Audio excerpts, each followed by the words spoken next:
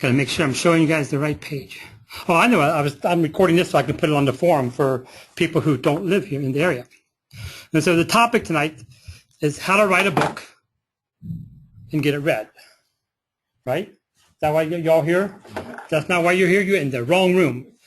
It's going to sound like a rant because that's what I sound like usually.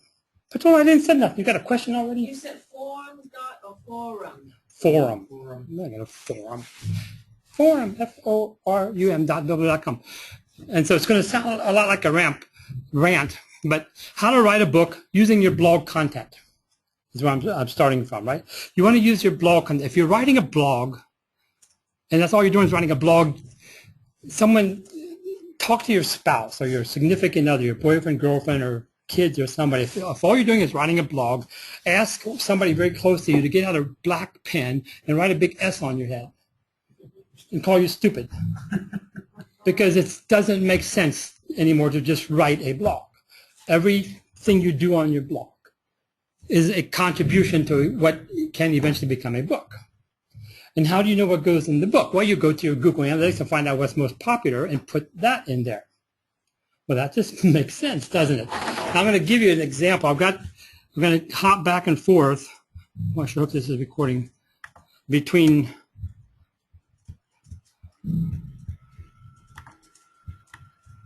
Look at that. You can't see that very well. There's a book. Gee, I wish I had been drinking at the time. There it is on Amazon.com. Oh, look, it's written by William C. Blue. I know him. He's like, cool. Gee, I wish I had been drinking at the time, the name of the book. And then the subtitles, 101 Reasons Why You Never Hear People Say That. Gee, I wish I was drinking when I did that. We don't hear that, except Colin. Oh, boy, I'm glad I was drinking when I... Right. And so for about a year, what I did every day, I created a website. I called it Wispid, W-I-S-P-I-D, Wispid. It means the wisdom you gain from the stupid things people do. We learn a lot from the stupid things that people do, right? And so I created a website. I called it Wispid.com, and I just read through the web looking for stupid things people do. And invariably, the stupid things people do was linked to being drunk. It's incredible how stupid people can be when they're drunk. It starts off funny. That's funny. Then you don't laugh, and then you shake your head, and then you say, look how you're going to hurt yourself. Then for crying out loud, would you stop before you hurt somebody else? So this kind of gets in degrees of severity. And so over the course of the year, I just put all these anecdotes up on my website to find out, which ones people really thought were stupid and which ones that weren't. And I ended up with more than 900 of them in the course of a year. Well, there was a girl, 26-year-old girl, like a Priyanka little girl, right? She got mad at her boyfriend, took the baby, they had a 4-month-old baby between them, took the baby, you can see where it's going, by the feet, and swung it at her boyfriend, and cracked the baby's head by hitting her boyfriend with, it made me so mad that I decided I'm going to put the book up there. I don't care if anybody reads it or not, at least I'm going to try. Gee, I wish. And so I took the 101 most read blog posts, anecdotes that I had put up on there. This guy did this girl did that. And I knew which ones were the most read. Why? Because I had analytics, and I've been putting it out for you. So I had the 101 most popular, and I put them all together. I got my illustrator son, you met him last week, to draw me a bunch of pictures, put them in a book, and there it is. And it all came out of now I'm a published author. I've got a book, and it's been read 100,000 times. It hasn't been bought that much, but it's been read. And I can prove it. This is actually my number 2 son. My oldest son had him physically sit on the commode for about 6 hours while he painted him. Then we put this together, and we call this a toilet reader, which is what it is. You get the book, you sit on the, we do that. We sit on the throne and read things, right? But it's a book that came out of a blog, right? It was nothing more than a blog I had written for a year. Are you going to tell us how you got it published? I self-published. Yeah, I'm heading in a self-published person. I did it. Oh, this one here, there was a small private publisher dude in Palo Alto. So I had a couple people kind of compete for it, and then Do Good Books, it was the name of the place. And they're out of business now, so where's my money? But they went through, did all the legwork to get it up there. So you have 5,000 copies in your garage? No, the print on demand. Okay. I had about 30 in my garage, but I got rid of all them. So I go speak somewhere, I take my book with me. They don't want to give me $12 for it. You're too cheap. No, I can give it away. It's books.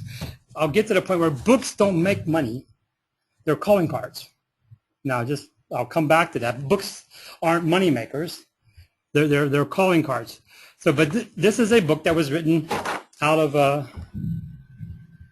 blog. And then we'll go here. Let's see if this one is. I can't find it on Amazon. Well, Petula.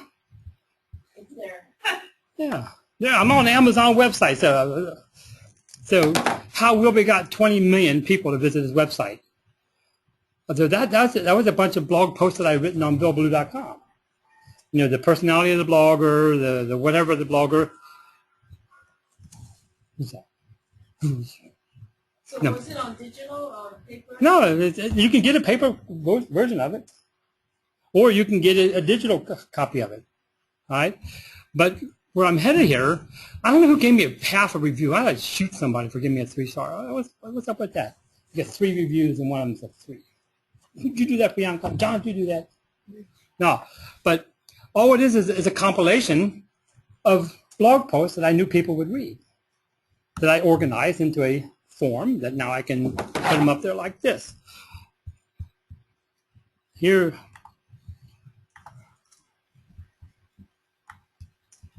this one's I did in PDF form. You know, can you pass this pro blogging test? Right. One of my students, Lisa, works for Apple. She's a tech writer for Apple, and so I gave it to Lisa, and she put it together. It looks like this. And I got a little table of contents. This is adding up really fast. I've already written. I'm a 3-time author. Right? Does that mean something to people? Of course it does. It means something to people. Let's see. And how do you sell the PDF form? Well, Is that an ebook? yeah, there it is. The Diary of a Cruise Ship Speaker. The Diary of a Cruise Ship Speaker. This is a bunch of posts I'd written on the Speak on Cruises website you hear me talk about. And so Pat asked me a great question. So how do you sell them? I don't have to sell them. I will give them away. You know, why wouldn't it? It didn't cost me nothing to make. And so they have what's called PS marketing. Right? You send an email to somebody. And at the bottom you PS, here's an ebook you might be interested that I wrote. And you link to the PDF where they can go download it. What's it cost you? It didn't cost you nothing. Now, if I wanted to see where I'm headed here, there's a time where I can take all 5 or 15 or however many PDFs or ebooks I have, I can bundle them up and give them away for $10. That still didn't cost me nothing. Like digital doesn't cost anything. It just kind of lives there, right? And then I think I got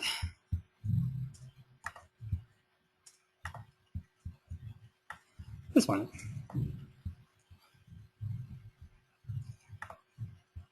So I wrote this. I wrote for an online journal, search engine journal. I spent a lot of time, put a lot of quantity versus quality, blah blah blah.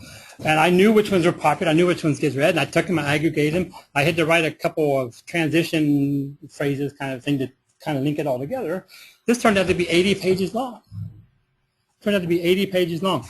So now somebody calls me up and say, Bill, I want to hire you for 2 hours or whatever. How much do you charge? I said, well, I'll do this and this. I'll charge you this much money, $400, $500, whatever it is. And I said, and when I'm done, I will give you my 80-page ebook that has been published and read 100,000 times. Right? And I'll give it away. And I've attached this to so many emails, and people thought, oh my goodness, I can't believe he gave that to me. There's a whole lot of love there. There's a whole lot of goodwill in giving these things away. You see, but Wayne, he just wants to make a lot of money, right? He wants to give stuff away. Well, see, the money's not in the books. The money's in the speaking. The book's the calling card. And the money's not in the speaking, although you'll make more money doing that than you will ever make selling a book. The money's not in the speaking. The money's in the follow-up. Now that you've hired me to tell you what you want to know, bless Sunil's heart. You know what Sunil's doing? He's playing good cop to my bad cop. I yell at you guys so you work hard. He comes and says, okay, you can work harder, but you got to balance these kind of things. So I'm of the opinion, Pat, you know this. We can tell people everything we know, and they still can't do it. I can tell John, I can tell Bob, I can tell everything I know, and you still can't do it. And so when a person comes to the Chevy, you say, okay, Bill, can you walk me through that? So what you want to do is you want to give, this is as old as can be, you give your information away. You say, can you really give stuff away for free and make money at it? Has anybody ever asked that question? Can I really give stuff away for free and still make money at that? Do you know when that question was first asked? Back in the early 1900s, when the radio was invented. He said, are we going to broadcast to nobody in particular and expect to make money out of that? How can we give such good content away for free via the airwaves and expect that to be profitable? Yeah, they were right. They couldn't make any money off of radio. And then they had the same argument again when they had television. Then they had the same argument again when they did newspapers. Then they had the same argument again when they created the internet. You can't give stuff away. Hello? You know, which century are you living in? So the wisdom is you create the very best content you can, and you give that away. And then people are going to want enough of it that you can monetize that. Yes, Patula. Now you can ask a question. I said something for you to ask a question. So sometimes people actually give them away and tell people download it for free to get up the readership. So, this quote has been sold 10,000 copies now, so you should buy it. And then they charge people money to get the readership number up. Well, so what they can do is they get the readership number up, and then they take that readership number to a traditional publisher and say, look how many people have read my book. Look how many people have downloaded my book. You know, one of the things people like to do is that you download my book, but you have to give me your email address. And then you've got a bunch of emails, and then now you can go try and push market to those. You've heard me talk about ebooks and email. Okay, good luck with that. Let me know how it works for you. That's exactly right. We're not going to push on there. So if they give you their email address, well, thank you for the email address. I don't want your email address. Follow me on LinkedIn. I don't want your email address. I want you to subscribe to my blog. So that every time I update my blog, it'll go to you automatically. Every time I update my LinkedIn long-form publishing, it'll go to automatically. Don't give me nothing so that I have to push something on you. I don't want it. Everything you're talking about is free, so then how does it get monetized? Okay, the way it gets monetized is, well, all right, Pat, you've told me all this stuff, but I still don't know how to do it. Can you walk me through that? So the money comes in. Would you come teach me how to do this? As a consultant. Right, either a consultant, either as teaching or as consultant, or in the follow-up.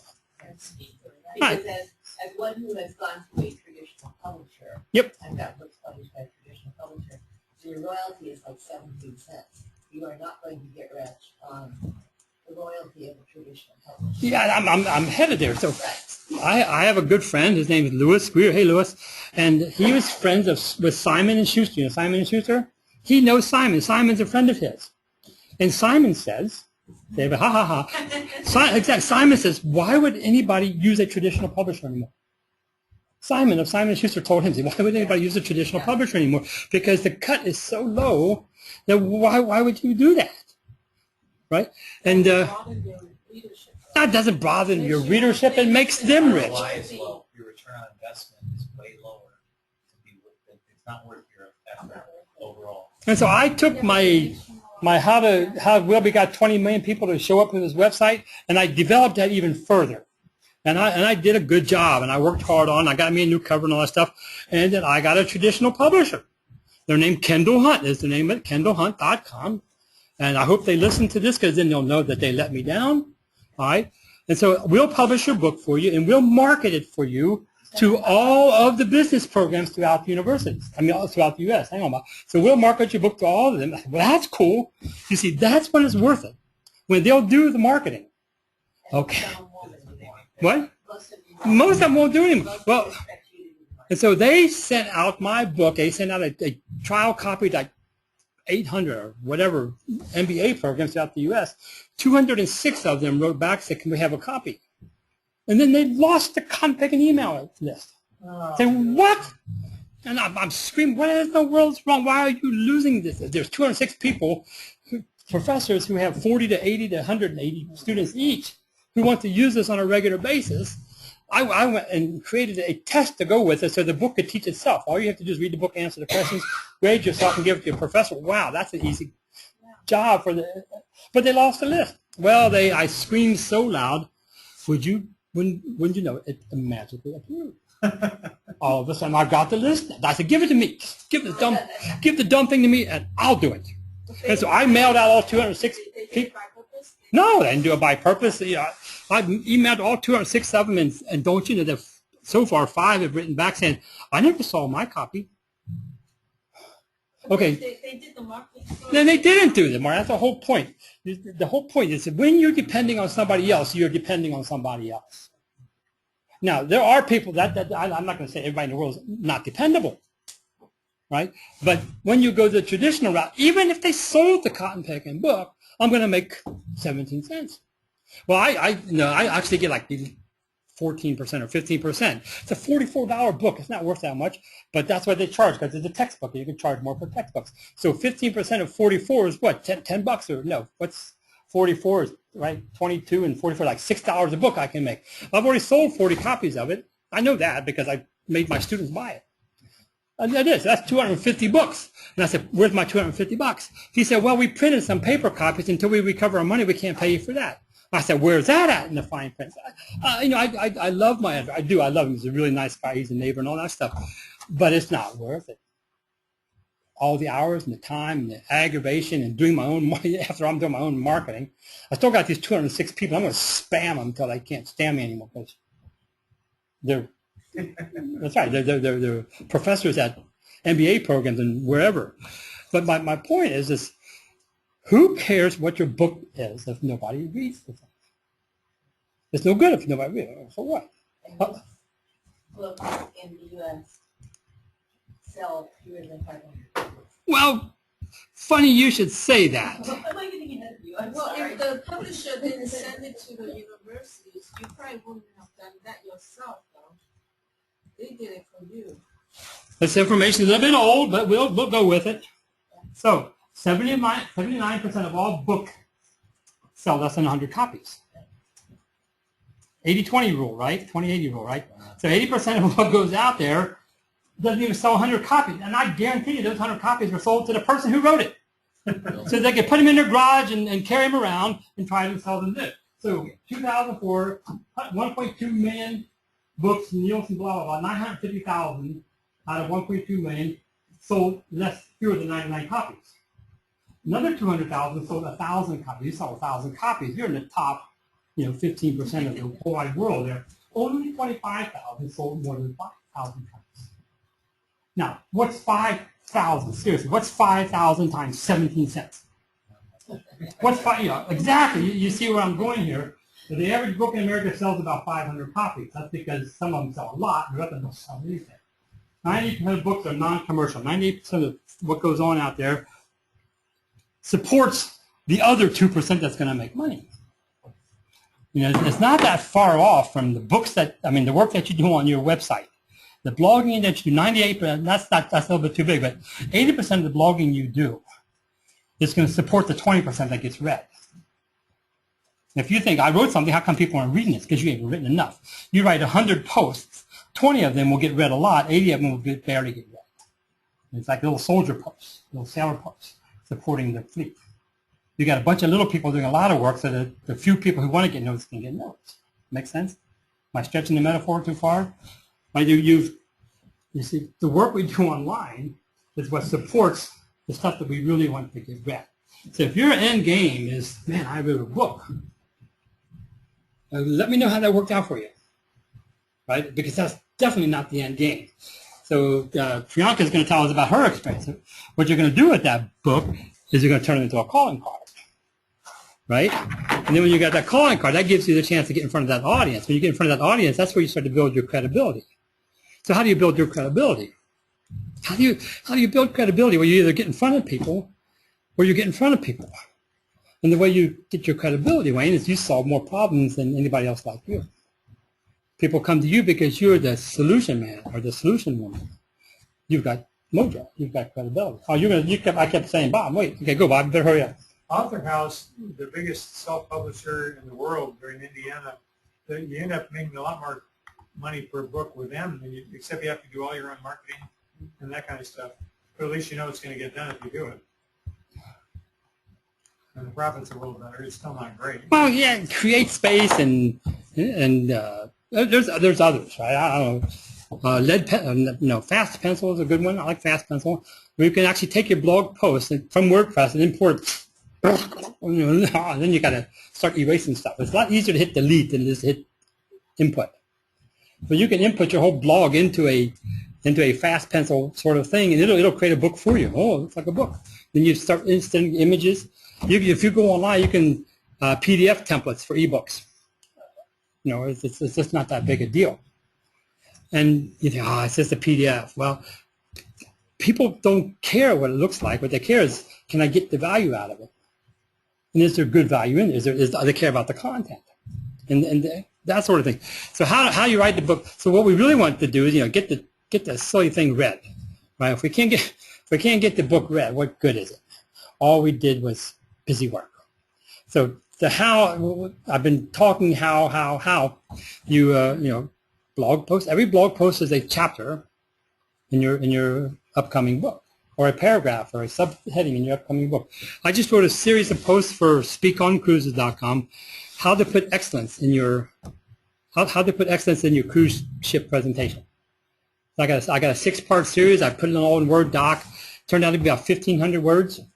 1,500 words, and I'll publish it, and while I publish it, I can tweak it a little bit. 1,500 words at 200 words to a page is about 7.5. I put some images in there. I got me a little bit of 10-page ebook, how to incorporate excellence into your presentations. And I'll stick that up there, and I'll give that away, or you see, I'll add that to now I've written 18 books, now I've written 19 books, now I've written 20 books. You see, people don't care how many books you write. A monkey can write a book. You put a monkey in front of a keyboard long enough, sooner or later a book will come out. It won't be a very good book. Nobody will read that book, but he can still pound it out, right? The real test is, does it get read or not? Nobody cares how many books you've written anymore. What they want to know is, how many people read that book? How many people have seen that book? How many people has that book been put in front of? Huh? How many books, whatever. Joe. So I guess I hear you saying that it's not important whether it is a hard copy book or an e-book. Rather, the most important thing is how often and how much is it read. Exactly. But I want to say, why would anybody in their right mind ever print out a paper book again? Why would you do that? Well, I can't for the life of me figure out why anybody would ever put a book in paper form again. Okay, Pat, come on. Well, I grapple with this all the time because I'm tired of making 17 cents. Yeah. But I need paper books on my speaker's table when I'm speaking. I need product to sell when I'm speaking. Yeah, so what I would do in that case, I'd create postcards if I had to. And I'd put postcards on there with the code. Here, get the postcard, go download the thing. Yeah. I mean, I speak in Shanghai, and I'll be doggone it. I'm going to carry 50 books with me. Yeah.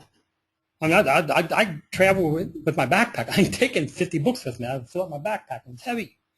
Nobody should ever have to print out a book again. We live in California. Let's save the trees, save the world. No, you don't need books on the table anymore. Now, I get it. There's some people still want books. Yeah, I ain't selling to you. Well, and if you're speaking, like most of my speaking is in Christian situations. Right. And they'll pay you $40 for driving an hour. Exactly. Oh, I know the drill. I've been there, done that. Hours. So the only way I can afford to do that is to monetize the book table. And the more I go to ebooks, the less product I have to sell. And that's part of the dilemma now is, what do you do to monetize the time investment you've made unless you look at it as a marketing. Exactly. That's where I'm at. I'm not trying to sell books there. I'm trying to give books away. Is that because that demographic simply doesn't do electronic books? No. Somewhat, yeah. Because A lot of what is the common factor that causes them not to Well, I think the main thing is what I found is you have an impulse purchase. They hear you, they love you, they head to the book table. If you give them a do this when you get home, you're out of sight, out of mind, and, No. and they forget to do it. I'm going to sell them that postcard. I'm not going to give it to them and say, do this, go home and buy it. I'm not going to do that. I'm going to give them a postcard. Here's a postcard with a code on it for $15. Give me your $15. Here's your code. Okay. And then if they don't go home and download it, I don't care. I mean, I'm not going to say, take this home and go buy it. I'm not going to do that. You're going to buy it from me now, but here, all I'm going to do is give you a code. Okay. And the Exactly. code, are you going to a third party for your code? Well, no, I'm just using it as an example. You can say, give me $15 your email address, and when I get home, I'll send you the book. Right? It's the same thing. I don't have to carry books around. Yeah. So I'm not trying to delay the impulse buy because there's value there, of course. So I'm going to go ahead and buy the thing. I'll tell you what, instead of a $15 paper book, give me $12 and I'll send you an e-copy of it. Or, some salesy, whatever that works. And regarding Christians, I love Christians. I'm a Christian, but they're cheap as all can be. They are. Christians expect that the speaker is a Christian, so they'll give them something. Yeah. So what's up with that? If you're a Christian, why don't you give me something? Yeah. I've never met a Christian who didn't go to I love Christians, don't misunderstand. I never met a Christian who didn't go to a car dealership and see that this guy was a Christian and think, maybe I'll get a discount. As soon as you know you're doing business with somebody, you think you'll get a discount. But when I know I'm doing business with somebody who's a Christian, I'm thinking, I wonder if I can give them more. Because everybody's been getting a discount off of them. Christians are funny that way. They always expect the other person to give. And that's not right. So anyway, I'd stop carrying books. I'd start selling codes or something like that. But even there, that's not your money. Your money is in being invited back to speak and being paid to be the speaker there. Your money's in the follow-up. Your money's in the coaching. Then in the coaching is when you sell the follow-up, if that's what you want to do. Does that make sense? It does. It's not my market, but yeah, that makes sense. My market tends to be on the cheap end of things. Oh, yeah. I become a national speaker where they're actually paying in 4 figures rather than 2 figures. Right. Well. So it's just hard to make any money unless I've got a highly monetized book table. Well, see, the national speaker. I speak nationally, and I'm still working by the hour. I'll fly to Baltimore. They'll give me $1,500. I'll fly back, and I'm done. No, the money's in the follow-up. I've got a guy I'm going to be on the phone with tomorrow for an hour. He pays me $100. $100. I'm being honest. I'm not trying to, I'm trying to be transparent. I'm not trying to gloat or nothing like that. And so, once a week I get on a webinar for an hour for $100. I'll take that any day. And I can sit at home and talk for an hour, and I yell at him. So why would anybody ever want a paper book again? I cannot imagine. It just doesn't make any more sense. Although, I think a lot could depend on your audience. In particular, if you have senior citizens, we are accustomed as a senior citizen to have a book in our hand. Yeah. Now, I love the computer and download ebooks and all that, but I think in your case, if you have senior citizens, they want to, you are a great speaker. I want to take a book home, maybe have you autograph it, Yep. and take it home in my hands, and I feel better about it than giving me a little card for $15. It's like, yeah, code. They're in the autograph. So I'll autograph the code for you. Yeah, right. No, I get I it. want the card. I want the book. I get it. I agree. I agree with you. But now here's where I'm coming from. It's not worth it. Especially It's not worth the time it took me to publish the paper book, carry the paper book, deliver the paper book, to sign the paper book, so I can make 12. I would rather say, I'm sorry. Don't you have an iPad? Oh yeah, my daughter bought me an iPad. I mean, I cruise. I cruise. Everybody on there is old enough to be my parents, and I'm old. And 80% of them have iPads. They're reading their books on their Kindles and their iPads. If somebody wants to buy my book in paper form, I'm sorry, I don't do it in paper anymore. You're not my customer. And it's not worth my time to make that $24, $46. I have to pay $50 to carry it on the airplane. So if I didn't get $50 out of it, I didn't make any money. Plus, So Bill, what about just putting an audio form then? So I mean, that's one way of working around it. Because unless you're deaf, you can't hear. But if they can't hear you, you're not going to be listening to you in the first place. So if you put it in audio format, then you could, it's this much for the audio, it's this much for the book, or it's this much for both. You can actually get a package out of it. Honestly, I think Bill You hit it with the nail on the head, and that was, it simply isn't worth the time and money to do it. So if you want to do what you're doing, it's a hobby. If you want to do it differently and make a business and a living out of it, you have to simply say, they're not making any money, nice folk, but off you go. Yep. I won't do it because you don't lose your money. I'm running a business. However, if you're running a hobby, you spend the money. It's in 17 cents. But you want us to decide, like the guy was saying earlier, your choices to make. And this one is hobby or business. And so after I give them that code, I'm going to say, you know what else? I'm going to send you 3 ebooks for free too. Or 2 or 1 or 8 or 9. I'll you know, so people who give me their $12 and take this code home with them, people who give me $12 in their email address, I'm going to send you a book to download that you asked for, and I'm going to include several ebooks or whatever. You got much more power than you don't have to carry the dumb things around. And so if you want to be kind, and there's nothing wrong with, you know, being kind and being a Christian. I don't want to belittle that, but you're taken advantage of. And the end result is if you can do a better job of delivering, you can make more money so that you can do a better job of delivering. And right now, you're climbing the hill. You want to be able to get up on top of it. I'm not trying to milk anybody for money. I'm trying to do a legitimate service here and be paid a fair price for that so that I can do a better service. Right? The ox is, we don't muzzle an ox while he's threshing. That's again, muzzle an ox. You don't put a muzzle on a cow while he's working in the field. It's a Bible parable, a Bible metaphor. It means you have to feed people so that they can work and do a good job. So you have to feed the Christian. The laborer is worthy of his wages, right? Nothing wrong with asking a fair price for a fair service, and then giving extra because you can do that. As for me, I'm never going to carry a paper book again. I'll never read a paper book again. I'm old, Joe, and I swore I would never read anything but paper until I got my Kindle. Now I'll never read a paper book again. I'm reading 2 books at the same time. One's 600 pages, one's 900 pages. Could you imagine carrying that around in your backpack? Are you reading fiction? No. They're both biographies or whatever. So the question here is all about ROI. What makes what worth my time to get what for that? And you can actually do the math, add it up. And if I'm not very good at math, then just trust me, don't do it. It's not worth it. Now, the books you have, keep carrying them and keep selling them, but when you run out, don't buy any more. I would never do that.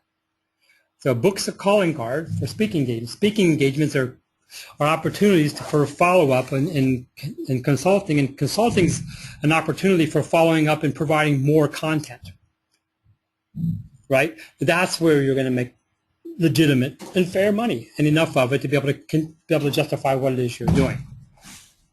So is it expensive to print books? It's print on demand. It doesn't cost you anything. But It's if you do POD. both, if you do print on these, it doesn't, you may have a setup fee. Depending on who you No, are. not Amazon. You go to Amazon, KDP is out, Kindle Direct Publishing. KDP. Okay, that's KDP. an electronic book. Yeah, ebook, yeah. Okay, but she's asking about printing a book. Don't do that. Are you nuts? Don't ever repeat after me. I will never print a book again. I'm serious. If somebody wants to print a book, make the person who buys the book do it. Now, you can totally download an ebook in PDF form or whatever form you can download on your desktop and then hit print. And it'll print out and they can read it if they want to. I will never print a book again. I won't do it. I take mine to Kindle. Why? He takes it to Kindle because it's a waste. Establish, some more credibility when you No, you can think that. That's fine. You don't have to agree with it. I think it dilutes your credibility. Look at me. I still have to print out paper stuff. I think, what are you nuts? I mean, there's credibility. When you gotta jump in there. Bookshops wouldn't because So just kind of about credibility, I wrote an article in a nursing journal, and because it wasn't printed, to get weight behind my study, I needed to bring people in that had nothing to do with my study, who had names, to give credibility to study, and they would take credit for my work. Yep. And then I would have gotten nothing. So at the end of the day, there'd been credibility and opportunity for everyone else except for me. You know, yes, I had my name on the book, but I would have had that opportunity for that business opportunity has now been scattered. Because now that, someone gave... It's been diluted. Yeah. So this way, and I've been thinking about this, is how can I roll out my idea without someone grabbing it? But this makes sense to me. I hear what you're saying. because it grows. Your reputation grows as your success grows. Yeah, 100% of people write books and then go looking for readers. And I'm trying to advocate, get your readership and then sell them a book. Right? Write good stuff. Put it on your website. Make it so solidly good that people are going to keep following you, keep coming back. Then you're going to put that all together and say, here. Now, I just this morning at 7 a.m. this morning, I'm sleepy and I'm checking email. Grace Jew, you don't know her from Adam. Grace, hello Grace. I don't know if she'll listen or not. She runs an event program in Shanghai. Right? And so she said, Bill, would you come to Shanghai and do content marketing training for us? I said, you realize I'm just going to come yell at you. No, I didn't say that. She said, would you come do that? And so we're going back and forth. I sent her a copy of this 80-page ebook. So here's all the theory. Okay, we want you. Right? Because there's the book, there's the stuff, there it is for you. You can read. They won't read it. I had another organization in Kuala Lumpur. I'm going there in March. I sent them the copy we got on a webinar, and I'm going through the pages of my ebook little by little because they have to sell me. They're just a salespeople. I said, here you can tell them this, and then I showed them on this line. I showed them on that. It becomes my copy to be able to help train them to sell me so I can come there and do the speaking. So now what's happening is here in Kuala Lumpur and there in Shanghai, I got these little Asian girls that are working their hearts out to put 25 corporations in a room so that I can come yell at them about content marketing. Does that sound like a good opportunity? It does. So they're going to not only fly me there, they're going to pay me to be there, and then I get to teach the people who are probably going to hire me when I get done. See, that's where you're headed. Now, I haven't arrived. I'm not rich, golly. But that's where I think the money is. The money's not in the writing the book. The book's a calling card. You know, you're naive to think that I could write a book and make a killing off it. You know, you're in that very, very, very, very, very small minority. Wayne, you got rock solid content, right? Yeah, but you're not going to make any money off of that. Right? So I've written the book. My alma mater. I went to Cincinnati Bible College, right? I'm going back there in January. I'm going to take my little $44 textbook and I'm going to download it and give it to them for free because it's my school. Probably get yelled at by, I better erase that part. And I wrote the book, so they invite me, so I get to spend a week, with my college, right? Who doesn't want to go back to their college and teach? Right? We all want to do that. I get to do that. That's not going to be a lot of fun. But I'm going to be talking to people who are my prospective clients. And I can't be in a room with 25 marketing departments that want to know how to do content, whatever, and not somebody saying, wow, okay, can we follow up with you after the event? Books are calling card. Don't ever print it again. But totally repeat it to me. I will not print my book in paper. So Bill, does that Dun, answer dun. the question?